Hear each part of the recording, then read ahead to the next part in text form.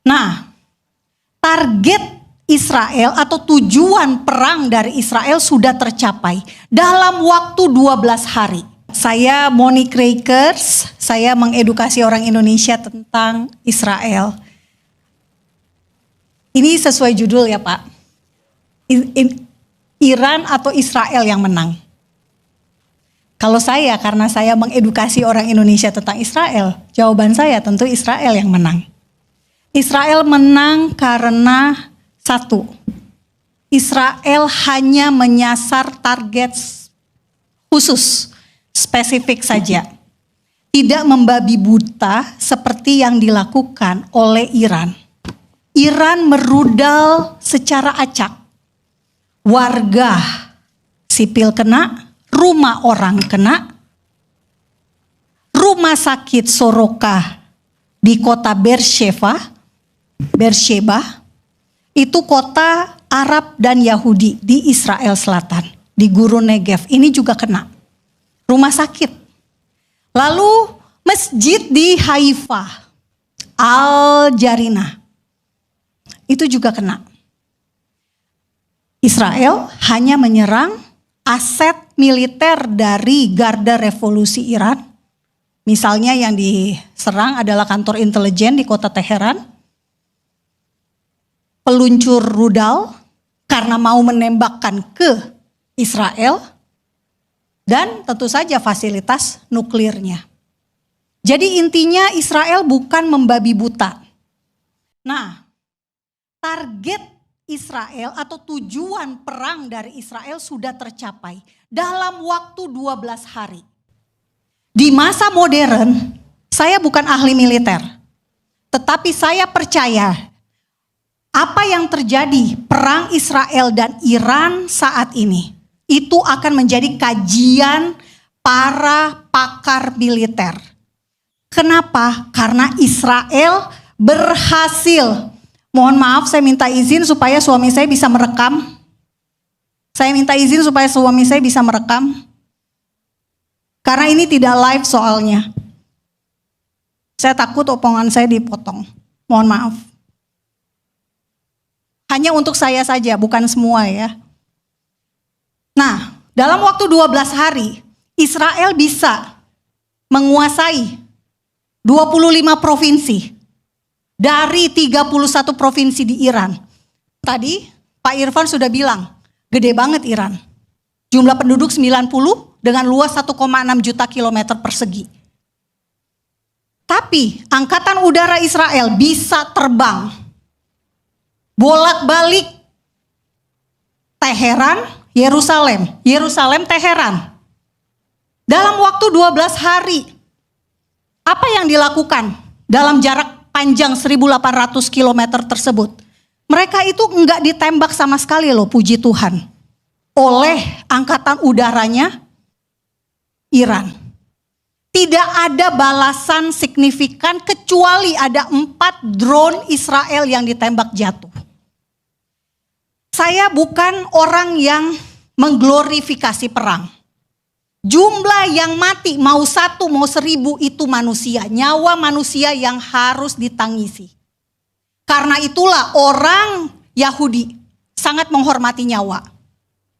Ketika mereka mau menyerang, juru bicara IDF dalam bahasa Parsi, dia menyampaikan perintah mengevakuasi. Apa yang dievakuasi? Tentu saja warga yang berada di dekat situs yang akan dihancurkan. Kalau dekat pangkalan militer, tentu harus evakuasi. Itu cara mereka mengurangi kolateral dampak bahayanya. Saya tidak kurang daripada 40 resolusi perjanjian damai gagal ketika kita melihat kasus antara Israel dan Palestina. Tapi pada hari ini aku coba akan melakukan sebuah pendekatan yang lain. Teman-teman sekalian tahu nggak? Dulu pernah ada satu perang yang perang ini terkenal banget di dalam sejarah peradaban manusia. Namanya Perang Vietnam oleh Amerika. Jadi Amerika itu pernah membuat satu invasi kepada Vietnam itu hampir 2 dekade, sekitar tahun 1955 sampai dengan 1975. Dan teman-teman tahu itu diakhiri dengan Amerika harus angkat kaki dari Vietnam dalam keadaan kepala tertunduk alias kalah. Pertanyaannya, apa yang membuat Amerika bisa kalah ketika kita lihat mungkin dari segi manapun Amerika sebenarnya bisa menang. Persenjataan dia lebih kuat, tentara lebih terlatih, dan mungkin secara pengalaman menginvasi, lalu kemudian ngebom, lalu kemudian kejahatan perang itu jelas lebih jago. Jawabannya sederhana. Setidaknya ada 2 yang menyebabkan Amerika itu bisa kalah ketika berhadapan dengan Vietnam. Yang pertama, teman-teman sudah pasti tahu, perlawanan sengit yang dibuat oleh rakyat Vietnam yang kita kenal dengan Viet Cong itu membuat tentara-tentara Amerika itu banyak sekali yang kehilangan nyawa dan banyak sekali yang tewas di terowongan-terowongan mereka yang legend itu, yang mungkin kalau kita lihat terowongan itu dibuat begitu rupa sehingga orang-orang Vietnam aja nih yang bisa masuk, ngafalin tempatnya, lalu kemudian berlindung dari bom, berlindung bahkan dari terus kemudian asap beracun dan segala macamnya. Itu yang pertama, perlawanan sengit daripada orang-orang Vietnam itu sendiri ketika mereka nggak mau dijajah dan diatur oleh pihak asing, dalam hal ini adalah Amerika. Yang kedua, yang menjadi sebuah penentu adalah karena Amerika kehilangan dukungan daripada orang-orang yang ada di domestiknya. Jadi orang-orang Amerika sendiri itu sudah nggak support dengan yang namanya perang. Mereka nggak mau perang. Mereka mengecam perang, mereka mengadakan demonstrasi, unjuk rasa, mereka menekan pemerintahnya sendiri untuk mengakhiri perang Vietnam. Akhirnya karena bertambah-tambahnya masalah, duit keluar terus, lalu kemudian tidak didukung oleh rakyat sendiri, kehilangan popularitas, opini di dunia jelek, maka Amerika harus menghentikan perangnya di Vietnam, keluar dengan kepala tertunduk. Jadi rugi double tuh, double kill lah ruginya ya. Nah, ini bisa teman-teman sekalian kita pelajari untuk melihat bagaimana kesudahan konflik yang terjadi antara Israel dan Palestina. Meskipun nggak fair sih kalau kita katakan konflik antara Israel dan Palestina. Yang lebih fair kita katakan adalah genosida orang-orang Palestina yang dilakukan oleh Israel biadab laknatullah. Nah, bagaimana kemudian ini bisa berakhir? Ini bisa berakhir dengan cara yang sama. Kita tahu bahwasanya orang-orang yang ada di Gaza dan orang-orang Palestina, mental mereka terbuat dari apa kita nggak tahu. Tapi yang jelas mereka lebih punya komitmen, mereka lebih punya keteguhan, dan mereka lebih ahli di dalam perjuangan dibandingkan dengan orang-orang lain selainnya di dunia. Mereka tahan banget, mereka bisa melakukan sesuatu yang membangkitkan orang-orang lain, sampai-sampai orang-orang akhirnya menjadi sadar bahwa bukan Gaza yang terjajah, tapi seluruh dunia selain Gaza lah yang terjajah. Bukan Gaza yang sebenarnya mereka terkungkung, tapi seluruh dunia selain Gaza yang mereka terkungkung.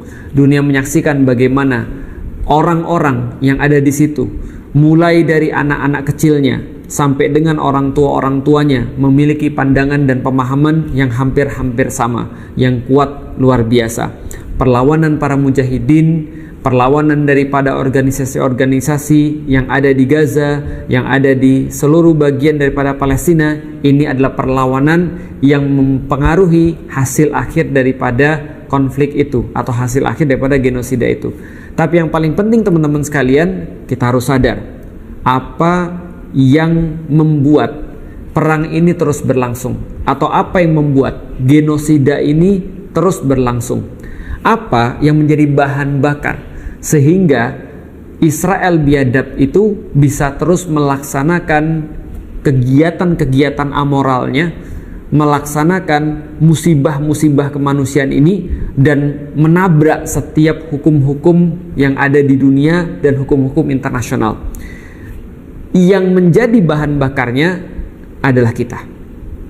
Kita diam, kita tidak berkata apapun, lalu kemudian bahkan kita, sebagian daripada kita mendukung semuanya ini yang menjadi bahan bakar. Artinya, belajar daripada apa yang terjadi pada perang Vietnam, apa yang terjadi pada Amerika ketika mereka mundur, maka ketika bahan bakarnya habis pula perang itu. Apa yang menentukan? Dukungan domestik. Selama orang-orang tidak berbicara, selama orang-orang tidak merasa muak, selama orang-orang tidak menunjukkan aksi yang nyata untuk menyampaikan ketidaksukaannya, menyampaikan bahwa ini adalah sesuatu yang salah, bahwa ini adalah sesuatu yang biadab, maka itu berarti dukungan terhadap kejahatan itu sendiri. Kalau kita berbicara tentang netralitas, kita berbicara tentang menjadi seorang yang sentris, nggak bisa netral, kita nggak bisa sentris, kita nggak bisa nggak berpihak dalam kezaliman. Karena kalau andaikan ada kezaliman di depan mata kita, taruhlah ada anak kecil yang dipukulin di depan mata kita, lalu kemudian disiksa sampai kemudian begitu rupa, lalu kita berkata, mohon maaf saya tidak memihak, mohon maaf saya orang yang sentris, mohon maaf saya netral, berarti kita sebenarnya sedang mendukung orang yang melakukan kejahatan itu. Begitu dukungan itu hilang di domestik Amerika, maka hilang pula bahan bakar mereka untuk melakukan perang. Karena itu tidak populer lagi. Mereka mau ngambil apa? Karena dalam setiap segala sesuatu manusia punya motif. Ketika motif itu hilang, maka hilang pula aktivitasnya. Maka ini adalah possible outcome ketika kita melihat genosida yang terjadi di Gaza pada saat ini. Tidak akan berakhir dia dengan solusi dua negara. Karena kita tahu justru itu adalah masalah di awalnya. Ada negara atau ada satu entitas bangsa yang tinggal di situ, orang-orangnya memiliki tanah sejak ribuan tahun atau ratusan tahun yang lalu, kemudian ada orang yang lain dari luar lalu kemudian memaksa untuk mengambil tanah mereka. Itu adalah problemnya, dan itu tidak akan pernah menjadi satu solusi, tidak akan jadi satu outcome. Maka apa yang menjadi outcome? Yang menjadi outcome dalam setiap kasus-kasus penjajahan yang lain, maka penjajah harus hengkang dari tempat yang dijajahnya. Gimana caranya? Caranya adalah cabut dukungan domestiknya. Ini contoh ya. Teman-teman boleh search dimanapun yang teman-teman suka. Teman-teman akan mendapatkan bahwa Israel itu nggak sekuat itu. Dia menjadi seolah kuat, invisible, karena dia didukung oleh banyak sekali negara-negara superpower atau didukung oleh orang banyak. Faham? Kejahatan ini terus bisa berlangsung karena dia masih ada bahan bakar, masih ada dukungan. Siapa yang mendukung paling besar? Amerika. Amerika mensuplai 70-80% daripada persenjataan Israel. Mereka mengirimkan setiap tahun yang sudah di state, yang muncul ke permukaan, belum yang nggak muncul, tapi yang muncul di permukaan sekitar 62 triliun per tahun. Kita tahu bahwasanya untuk beberapa tahun ini saja, 2 tahun ini saja, mungkin sudah 5 atau 6 kali lipat yang dikirimkan. Artinya Amerika ini adalah bahan bakar terbesar.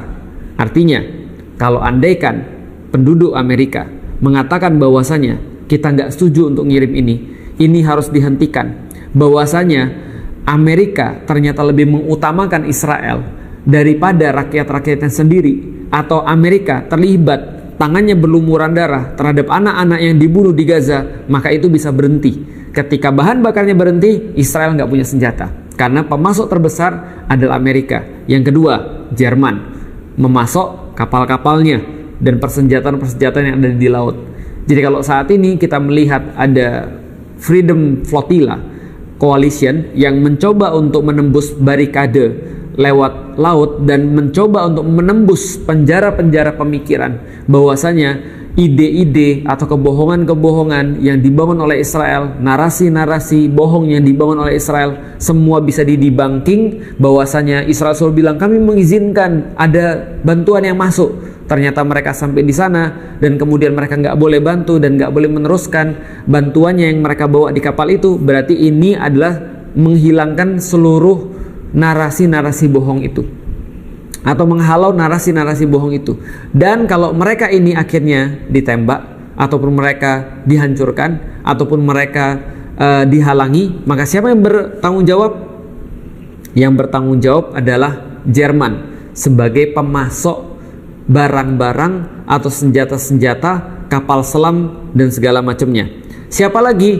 Yang ketiga itu adalah Italia.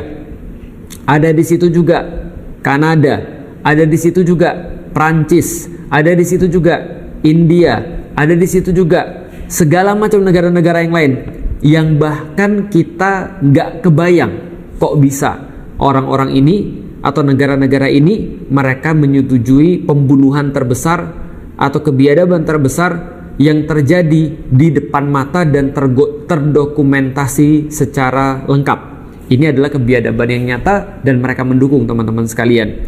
Artinya, andai penduduk Jerman, andai penduduk Amerika 1 dan 2 tadi, andai penduduk Prancis, andai penduduk Itali, ada satu yang saya lupa sebutin, penduduk Inggris sebagai juga termasuk dalam list 5 terbesar yang mendukung Israel. Semua penduduknya, semua rakyatnya berkata enough is enough dan berhasil menekan pemerintahnya untuk benar-benar mencabut dukungannya daripada Israel, maka Israel shutdown hari itu juga. Pertanyaannya, seberapa banyak kita bisa menggerakkan orang? Seberapa banyak kita bisa membangun opini? Dalam kasus perang Vietnam tadi, domestik AS, rakyat Amerika perlu 20 tahun untuk bisa sampai pada satu kesimpulan. Mereka jadi waras melihat semua ini. Mereka tahu bahwasannya anak-anak mereka direkrut untuk melakukan suatu kejahatan, bahwasanya uang-uang mereka, pajak-pajak yang mereka bayar pada pemerintah digunakan untuk sesuatu yang bersifat biadab, untuk bunuhin anak-anak orang. Kalau andaikan mereka perlu 20 tahun, kita perlu berapa tahun? Ini udah 1 tahun 9 bulan. Dan masalahnya adalah dulu tidak ada semasif sekarang dalam hal media sosial. Kita nggak bisa untuk mengedukasi orang semudah ini, secepat ini. Anda tinggal pencet share, Anda tinggal kemudian membagikan pada orang, Anda tinggal berkomentar, maka itu sudah membantu untuk edukasi. Artinya apa? Edukasi itulah yang menjadi kunci ketika orang-orang sudah terdidik, ketika orang-orang sudah sadar, ketika orang-orang sudah tahu bahwasannya mereka punya hak dan harus untuk bersuara. Mereka tidak boleh diam, karena diam itu berarti membantu genosida ini, membantu pembersihan etnis ini, membantu untuk anak-anak mati di depan mata mereka. Bayangkan anak-anak mati di Gaza itu mewakili anak-anak dunia. Maka anak-anak dunia ini paling banyak mati bukan karena penyakit, bukan karena bencana, tapi karena pembunuhan. Maka mereka semakin terdidik, maka mereka tidak akan mau support, maka mereka bisa menekan negara mereka masing-masing. Amerika, Jerman, lalu kemudian Kanada, lalu kemudian Inggris, lalu kemudian Italia. Ini Anda adalah orang-orang yang paling bertanggung jawab tentang pembunuhan yang terjadi di Gaza. Artinya, kalau mereka bisa sadar, maka pemerintahnya akan kehilangan motif untuk membantu Israel. Maka orang-orang akan lepas daripada sebuah hipnotis. Kok bisa Israel itu berada di atas segala-galanya? Dia boleh membunuh orang atas nama, terus kemudian Semit, atas nama antisemit. Dia menolak untuk orang merendahkan sukunya, tapi dia boleh membersihkan suku orang lain. Dia merasa bahwa dia dizolimi, bahwasanya dia itu senantiasa menjadi korban dunia, karena itu dia boleh bunuhin orang lain. Ini semua penjaranya adalah penjara pemikiran. Dengan kata lain, berapa lama kita bisa untuk melakukan edukasi, menyadarkan kepada orang-orang, lalu kemudian orang-orang itu mengatakan enough is enough, maka disitulah perang atau disitulah genosida, kebiadaban ini akan berakhir. Ambil bahan bakarnya. Ketika ambil bahan bakarnya, mereka tidak bisa berbuat apa-apa. Dan begitulah yang Allah sampaikan di dalam Al-Quran. Allah sampaikan wa amdatnakum bi amwali wa banin, dan kami kuatkan, dalam arti kemudian dikuatkan orang-orang Bani Israel ini dengan amwali wa banin, dengan harta dan juga anak-anak. Artinya kenapa harta itu disebut duluan? Karena mereka membeli banin itu dengan uang mereka, membeli anak-anak mereka dengan uang mereka. Wa ja'alnakum aktsara nafira, dan kami jadikan mereka punya pengikut yang banyak. Selain daripada anak-anak mereka, maka duit ini juga bisa membeli pengikut yang banyak. Maka kalau andaikan kita bisa untuk menyetop aliran uang itu atau aliran bahan bakar itu, maka mereka juga tidak akan pernah menjadi kuat, atau kekuatan mereka menjadi jauh berkurang. Dan Allah sampaikan juga di dalam Al-Quran bagaimana skenario tadi itu disampaikan dengan jelas sekali di dalam Al-Quran yang kita bicarakan. Allah sampaikan liyasu'u wujuhakum, ketika datang satu kelompok orang-orang uli ba'sin syadid, sebagaimana disampaikan dalam ayat yang sebelumnya, yaitu adalah orang-orang yang mereka adalah hamba Allah yang beriman pada Allah dan mereka beribadah pada Allah, dan mereka memiliki pikiran-pikiran yang baik, hanya beribadah pada Allah. Mereka yang sudah terdidik, hamba-hamba Allah yang terdidik, maka mereka liyasu'u wujuhakum, akan menyuramkan wajah-wajah mereka, akan menyuramkan wajah-wajah orang-orang jahat ini, akan menyuramkan wajah-wajah Israel biadab ini. Artinya adalah apa? Ini pengendalian opini. Ketika opini sudah tidak berpihak pada mereka, maka hancurlah mereka.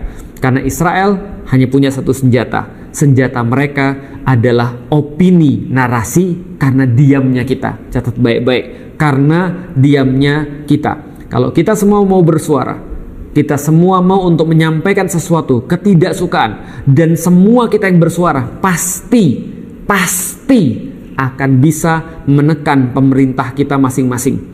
Ketika kita sudah berhasil menekan pemerintah kita masing-masing, maka tugas itu tercapai. Maka orang-orang yang mendukung Israel dan kebiadaban yang mereka lakukan, mereka menjadi tidak populer, dan tidak ada satupun pemerintah yang tidak mau tidak populer.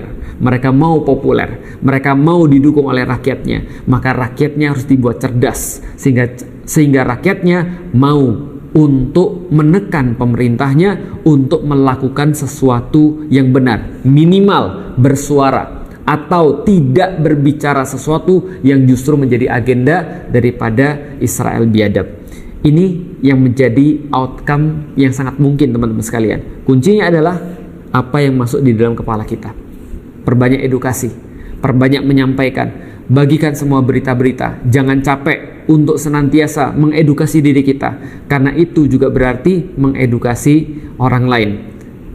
Sampai jumpa dalam pemikiran-pemikiran yang berikutnya. Yuk bantu mengakhiri kebiadaban ini dengan tidak diam. Assalamualaikum warahmatullahi wabarakatuh.